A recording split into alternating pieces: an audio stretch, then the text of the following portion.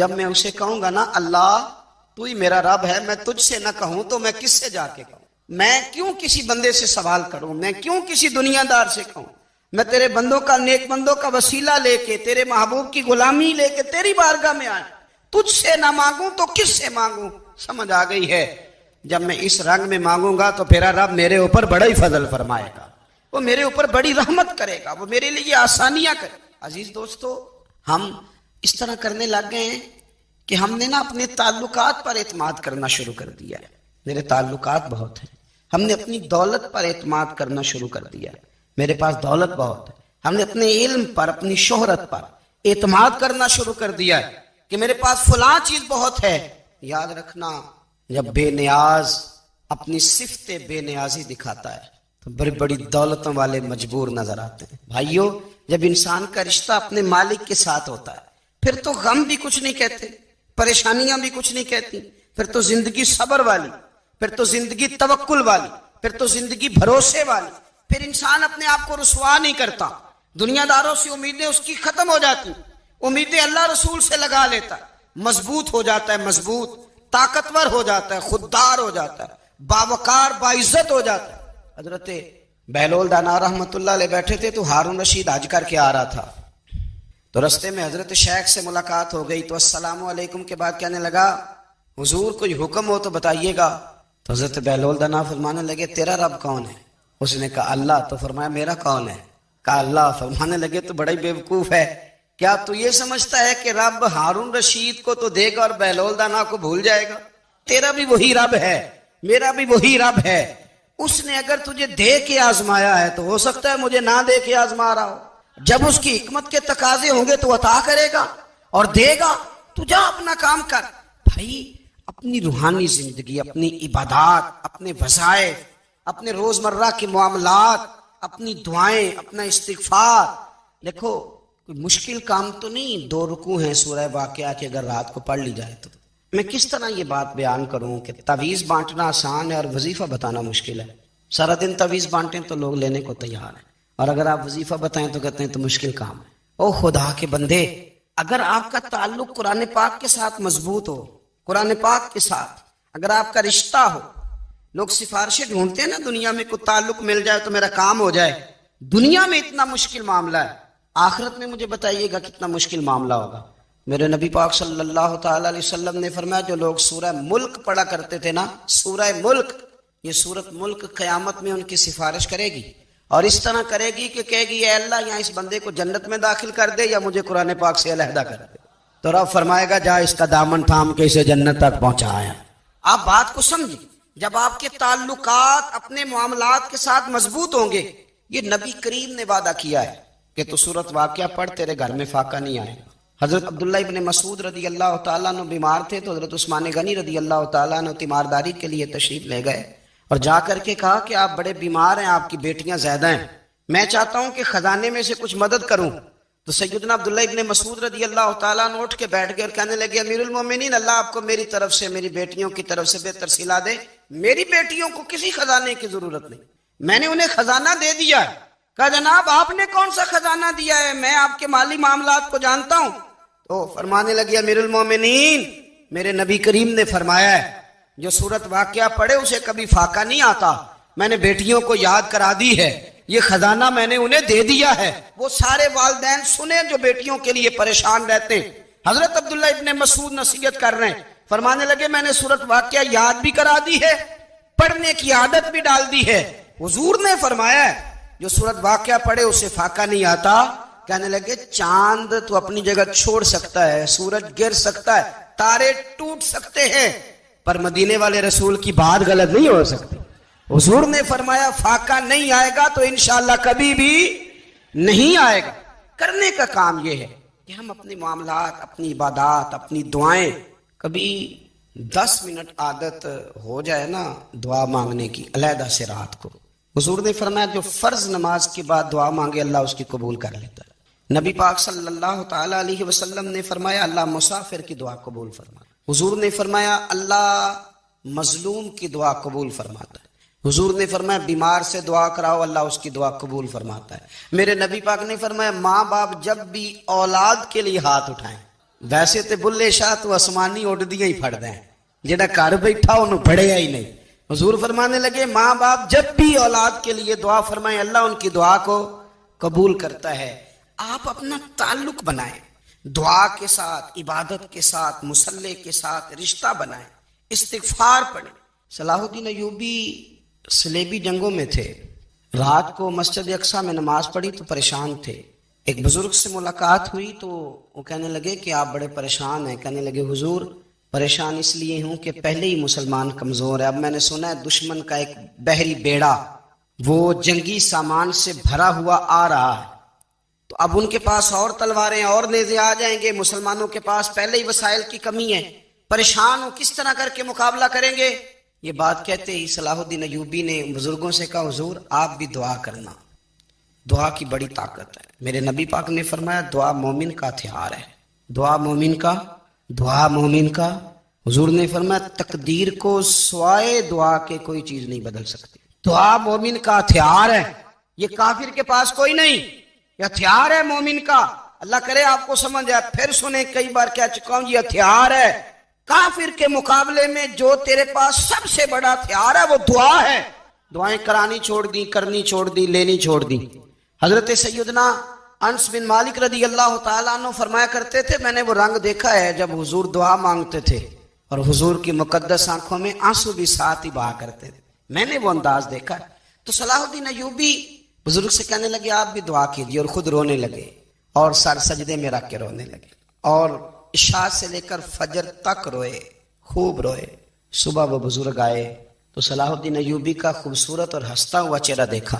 कहने लगे आप बड़े खुश हैं, रात तो मैंने बड़े रोते हुए देखा था। तो कहने लगे हुजूर वो जो बहरी बेड़ा आ रहा था ना वो पानी में डूब गया है, अब वो नहीं आ रहा, अभी खबर आई है तो मैं बड़ा खुश हूं।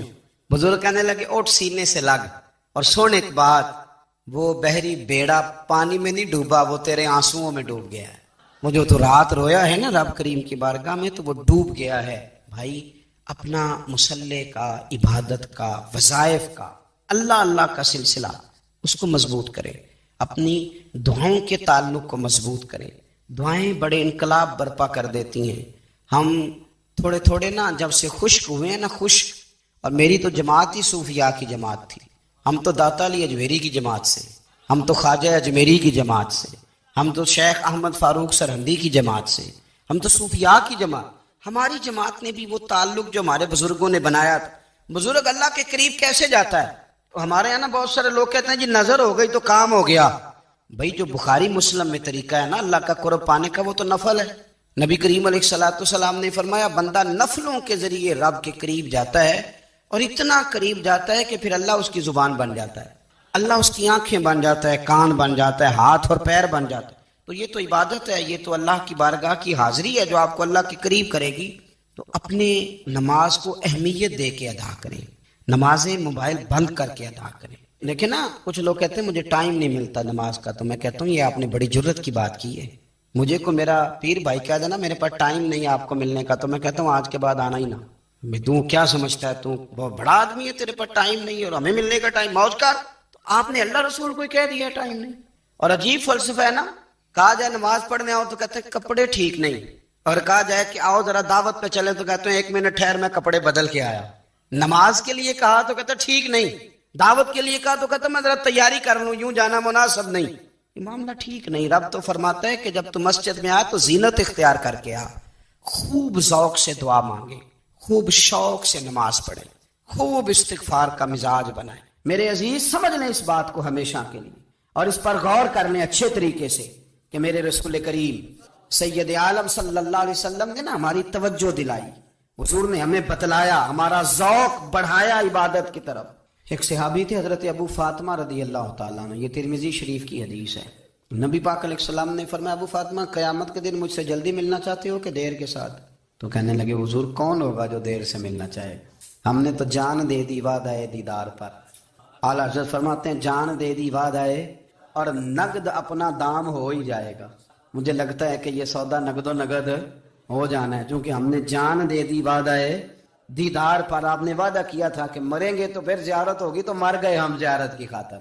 जान दे दी वादाए दीदार पर, तो नगद अपना दाम ہو ہی جائے گا اے رضا، ہر کام کا ایک وقت ہے، دل کو بھی آرام ہو ہی جائے گا۔ تو حضرت ابو فاطمہ رضی اللہ تعالیٰ عنہ سے نبی پاک صلی اللہ علیہ وسلم نے فرمایا جلدی ملنا چاہتے ہو کہ دیر سے؟ عرض کی حضور فٹافٹ ملنا ہے، میں نے قیامت کے دن آپ سے جلدی ملنا ہے۔ تو نبی پاک علیہ السلام نے فرمایا پھر اس طرح کرنا، دنیا میں رہ کے سجدے زیادہ کرنا، پھر سجدے زیادہ کرنا، قیامت میں ملاقات جلدی ہو جائے، قرب ملے گا تمہیں۔ اپنے بچوں کے اندر دیکھیں نا، ہم شوق پیدا کرتے ہیں، ہمیں صحیح لفظ نہیں بولنے آتے پر ہم بچوں میں شوق پیدا کرتے ہیں کہ پتر ڈاکٹر بن جائے گا تو بڑا نفع کرے گا، تو لوگوں کی خدمت کرے گا، ملک و ملت کی خدمت کرے گا، تیرے ابا کا نام روشن ہوگا، تیرے دادا کی تعریفیں ہوں گی۔ ہم یہ ذوق پیدا کرتے ہیں، ہم اپنے نوجوانوں کے اندر یہ فکر پیدا کرتے ہیں، انہیں ہم سمجھاتے ہیں کہ میاں جب تم پڑھو گے، محنت کرو گے تو فلاں آدمی کی طرح تمہارا نام ہوگا۔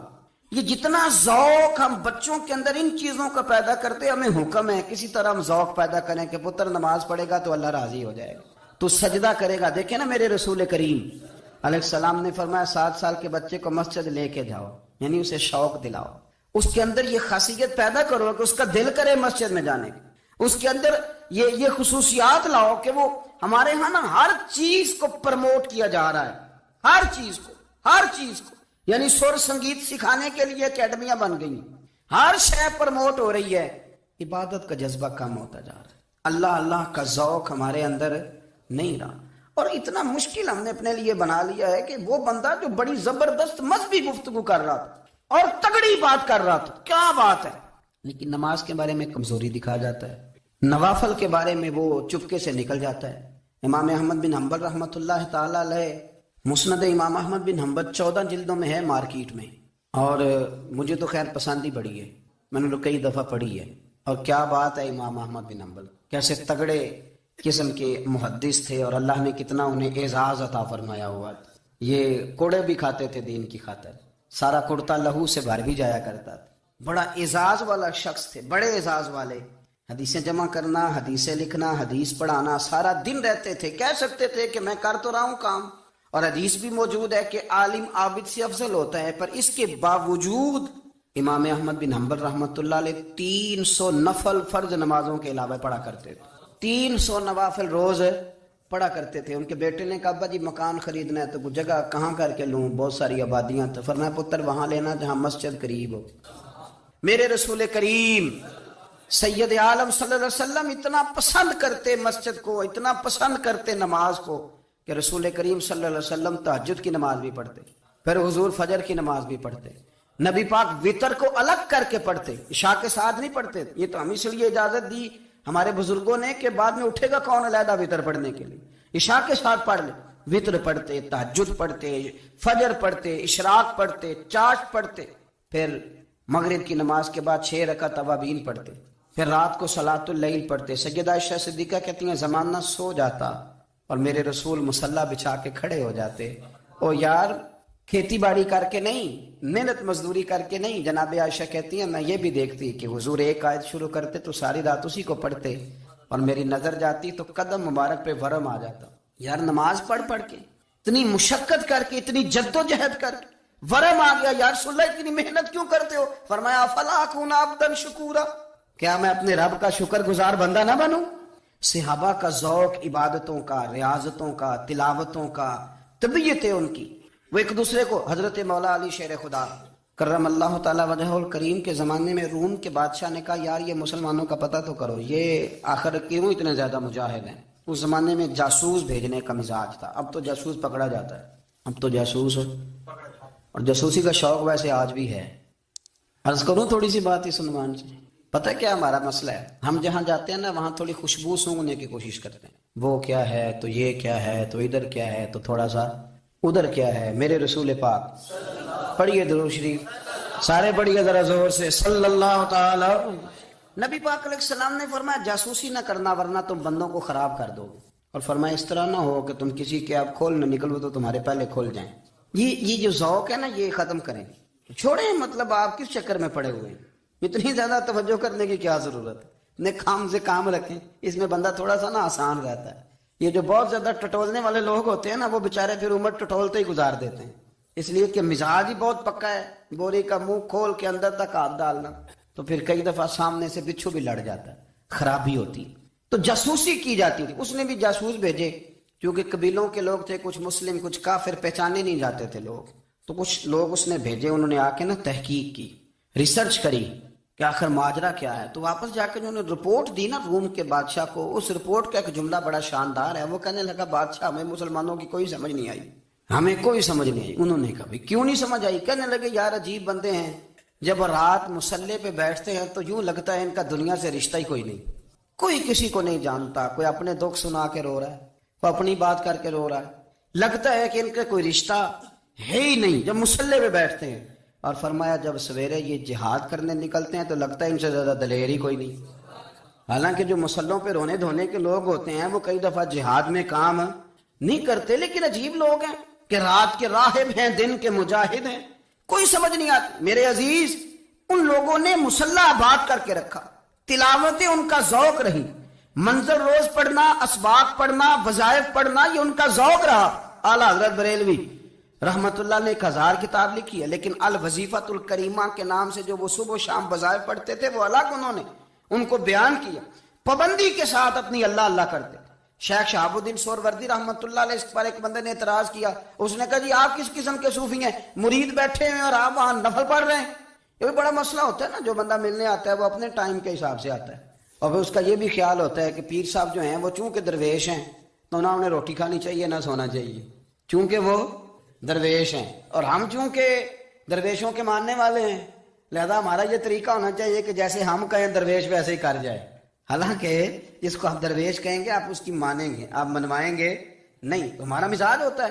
شیخ شہاب الدین پر لوگوں نے اعتراض کی، حضور لوگ ملنے آئے ہیں، زیارت کرنے آئے ہیں، یہ بندے دعا کرانے آئے ہیں، اللہ اللہ کرانے آئے اور آپ نفل پڑھ رہے ہیں. کیا جملہ ہے، کیا حسن ہے، کیا خوبصورتی ہے.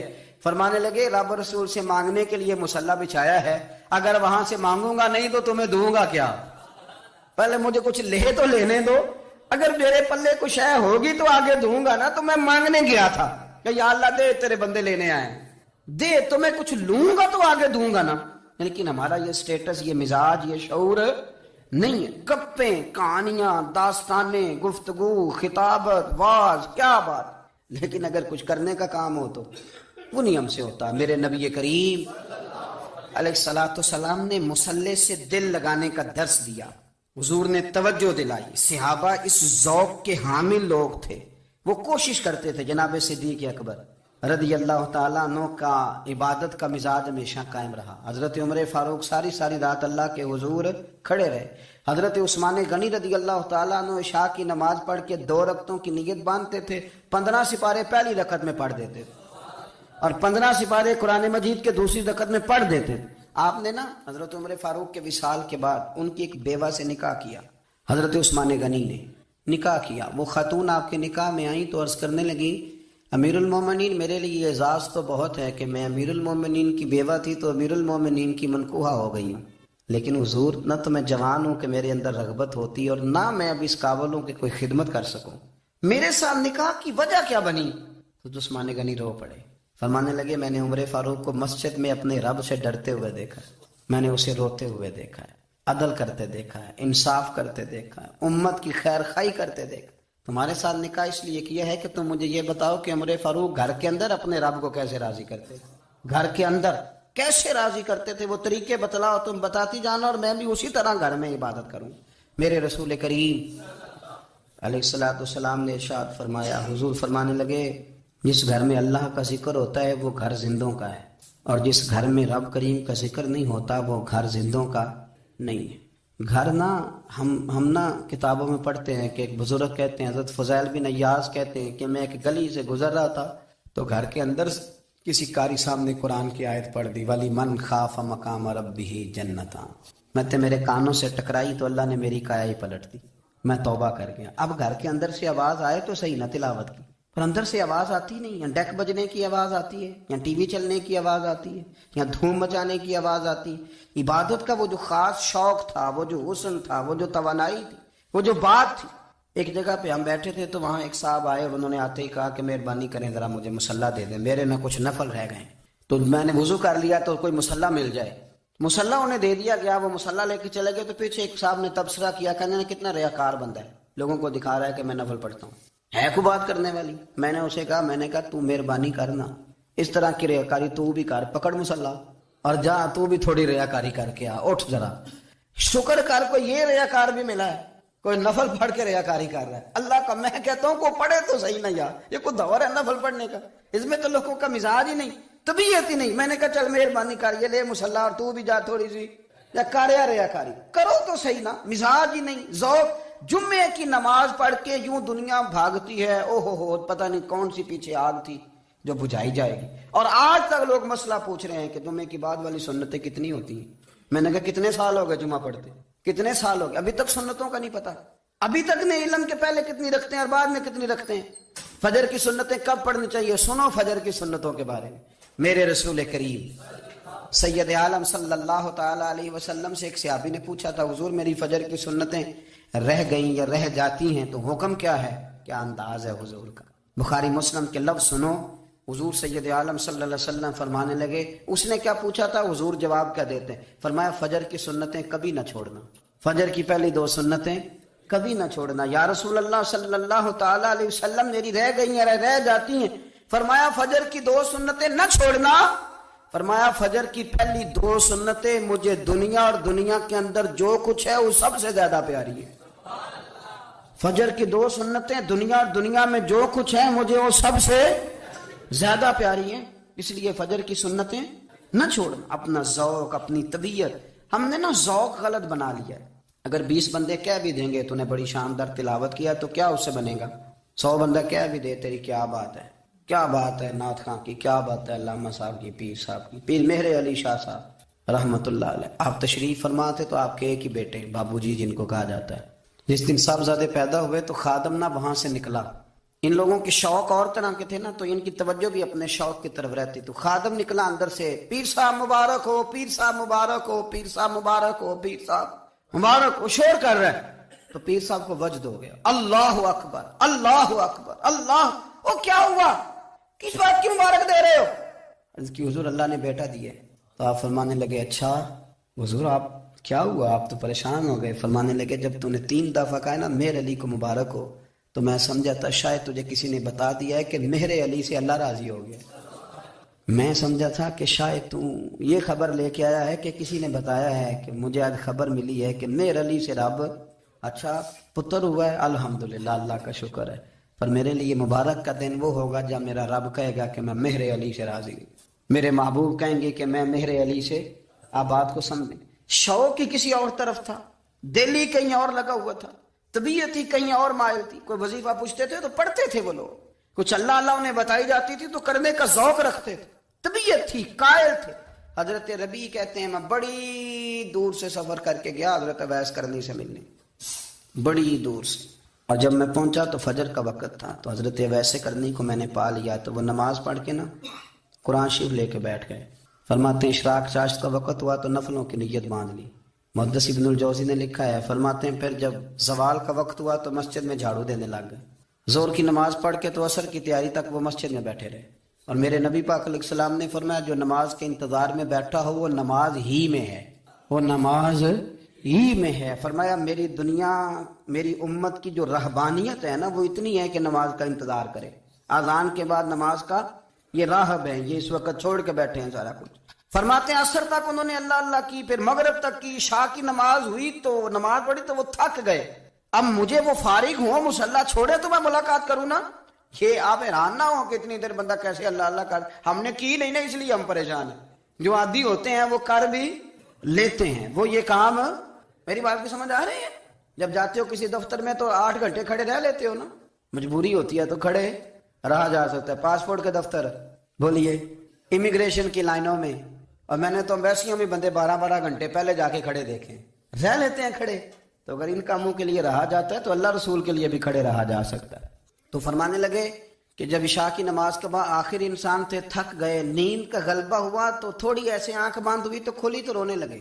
حضرت ویسے کرنی, رو کے کہنے لگے مالک مجھے غافل تو نہ کر, ابھی میں نے کیا بھی کچھ نہیں, دن ختم ہو گیا, کوئی نفل نہیں, کوئی اللہ اللہ نہیں, اللہ مجھے غافل نہ کر, میری مدد فرما.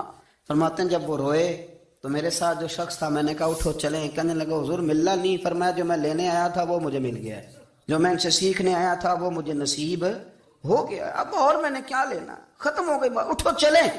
اللہ کے بندوں نے حضرت ربیہ بن کعب اسلمی رضی اللہ تعالیٰ عنہ فرماتے ہیں، کہتے ہیں جب بنو قریظہ اور بنو نذیر یہودیوں کے ساتھ حضور علیہ السلام نے جنگ کا اعلان فرمایا تو وہ دشمن ہو گئے، ہمیں خطرہ تھا کہ وہ رات کو کہیں محبوب کو تکلیف نہ دیں، تو کچھ لوگ نا تلواریں لے کے نبی پاک کے دروازے پہ پہرے داری کرتے تھے۔ گن مین رکھنا حرام نہیں، اگر کسی کو واقعی خطرہ ہو تو اس کے لیے سنت بھی ہے۔